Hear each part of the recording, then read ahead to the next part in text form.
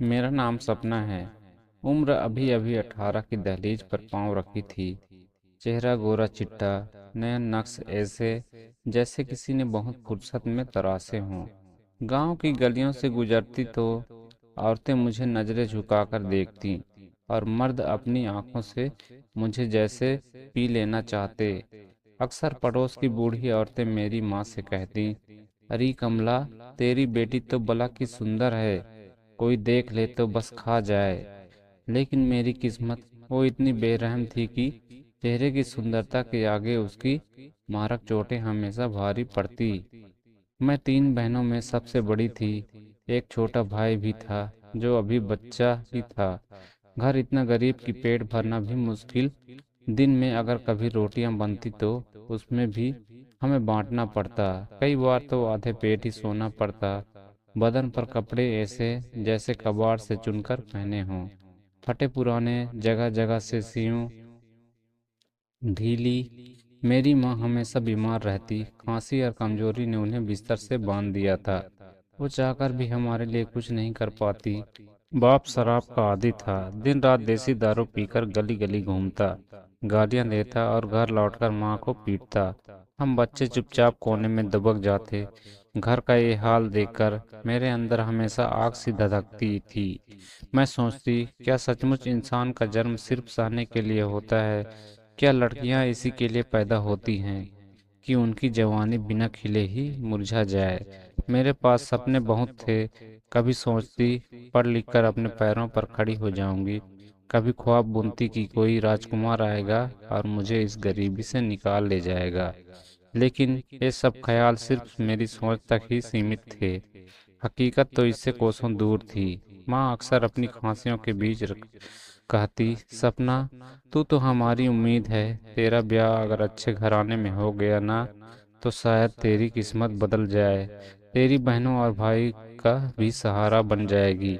मैं उनकी आंखों में चमक देखती और मन ही मन तय करती कि चाहे जो भी हो, उनकी उम्मीद नहीं तोड़ूंगी। लेकिन दिल में डर भी बहुत था। क्या कोई अमीर घराने वाला मुझे अपनाएगा? क्या मेरी गरीबी और मेरा टूटा फूटा घर मेरी राह में रोड़ा नहीं बनेगा? इसी खींचातान में दिन बीत रहे थे। तभी एक दिन गांव में हलचल मच गई। खबर आई कि पास के गांव के एक बड़े जमींदार खानदान से मेरे लिए रिश्ता आया है। सुनते ही माँ बाप की आंखें चमक उठी। बाप ने नशे में भी खुशी से कहा, कमला, देखना, अब हमारी बेटी रानी बन के जाएगी। उसके अच्छे दिन आ गए। माँ ने माथे पर हाथ रखकर भगवान को धन्यवाद दिया। मैं थोड़ी हैरान थी, थोड़ी खुश भी। सोचती, शायद मेरी तकदीर अब सचमुच बदलने वाली है। रिश्ता बहुत बड़े घर का था। उनका महलनुमा हवेली, नौकर चाकर, खेत खलियान सब गांव में चर्चे का विषय थे। गरीब माँ बाप को लगा जैसे भगवान ने उनकी सुन ली। उन्होंने बिना देर किए रिश्ता स्वीकार कर लिया। शादी की तैयारियां शुरू हो गई। हालांकि मैं हमारे पास पैसे नहीं थी, लेकिन जमींदार खानदान वालों ने ही ज्यादातर खर्च उठाया। मैंने जब दुल्हन का लाल जोड़ा पहना तो सच कहूँ मुझे भी यकीन नहीं हुआ कि मैं वही फटे हाल लड़की हूँ। आईने में खुद को देखकर मैं भी एक पल के लिए हैरान रह गई। शादी धूमधाम से हुई, बैंड बाजे, घोड़ी बारात, सब कुछ वैसा ही जैसे सपनों में देखा था। पूरे गांव की औरतों मुझे दुल्हन की तरह सजी देखकर हैरान रह गई।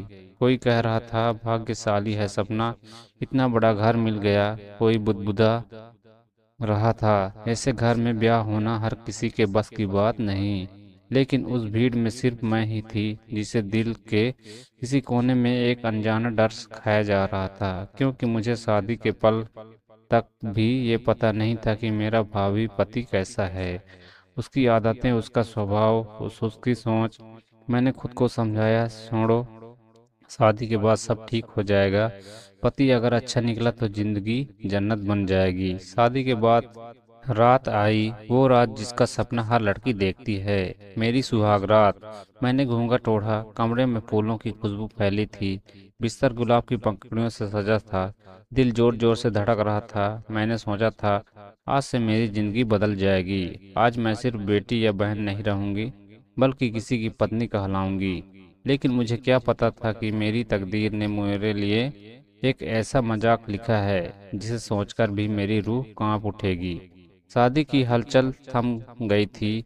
रात के अंधेरे में हवेली के कोनों से भीड़ भाड़ की आवाजें धीरे धीरे गायब हो चुकी थी। अब सिर्फ शहनाइयों की गूंज कानों में रह रहकर बज रही थी। मुझे दुल्हन के कमरे में भेज दिया गया। चारों तरफ गुलाब और चमेली की खुशबू फैली थी। बिस्तर पर लाल चुनरी और फूलों की सजावट देखकर दिल की धड़कन और तेज हो गई। मैंने घूंघट के भीतर से हल्की हल्की सांस ली और मन ही मन सोचा, अब सब बदल जाएगा। अब मैं किसी की पत्नी हूँ, किसी की दुनिया। दरवाजा धीरे से खुला।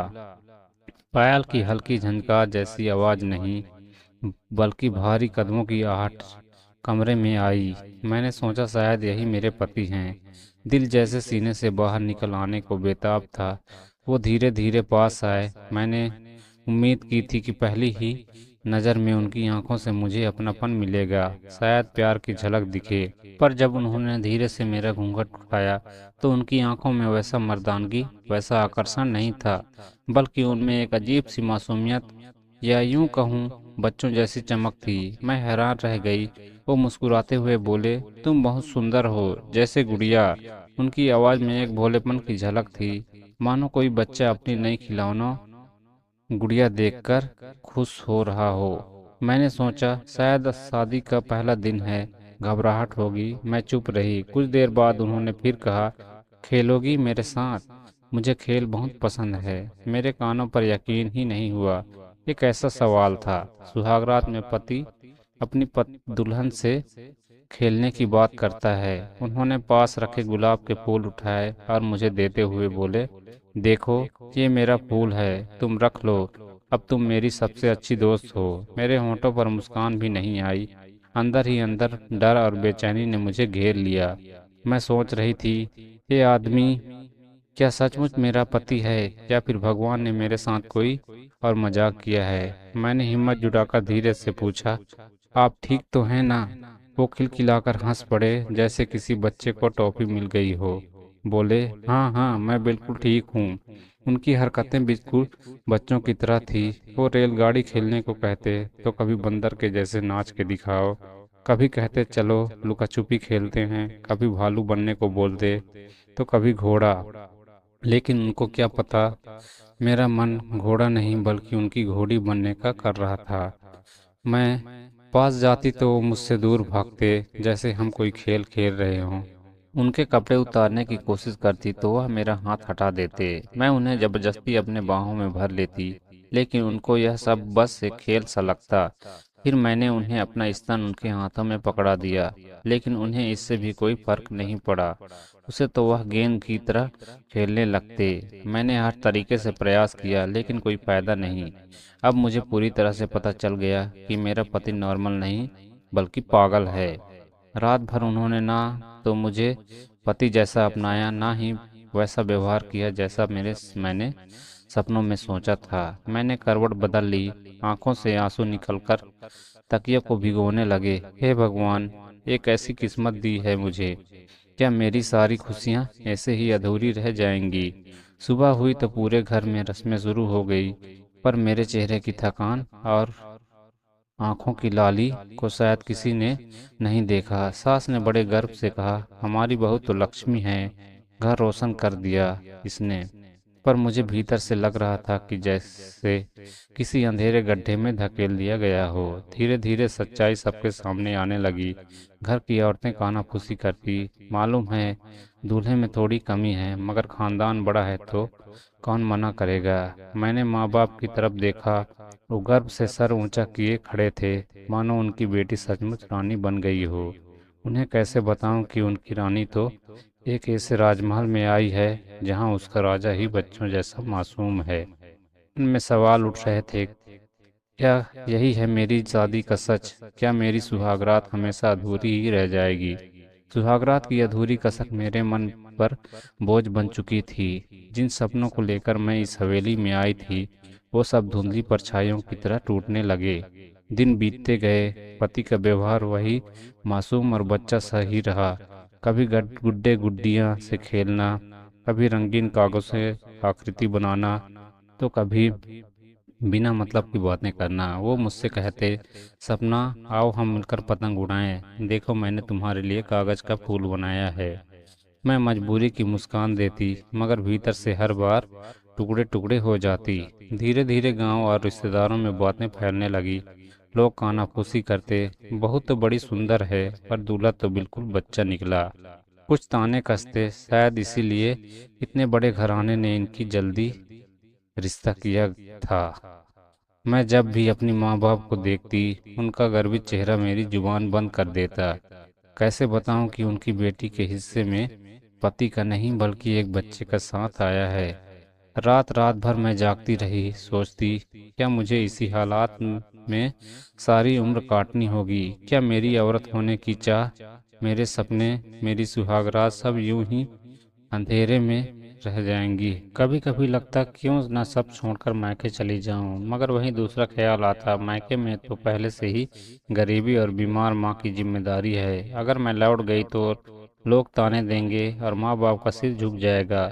मेरे सामने रास्ते तो थे, मगर सब कांटों से भरे हुए। एक दिन हिम्मत करके मैंने सास से कहा, माँ जी मुझे पढ़ाई करनी है, अगर मैं पढ़ूंगी तो शायद घर का सहारा बन सकूं। सास हंस पड़ी, बहू तुम्हारा काम पढ़ाई नहीं, ये घर संभालना है। बड़े घराने की बहुएं किताबों में नहीं, परंपरा में जीती है। उनकी बातें मुझे और तोड़ गई।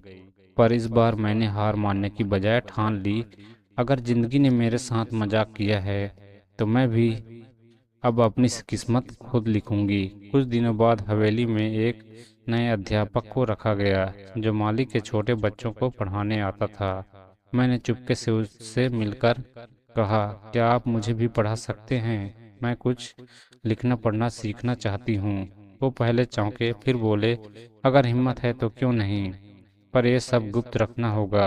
उस दिन से मैंने चुपचाप पढ़ना शुरू कर दिया। किताबों में मुझे नया संसार मिला।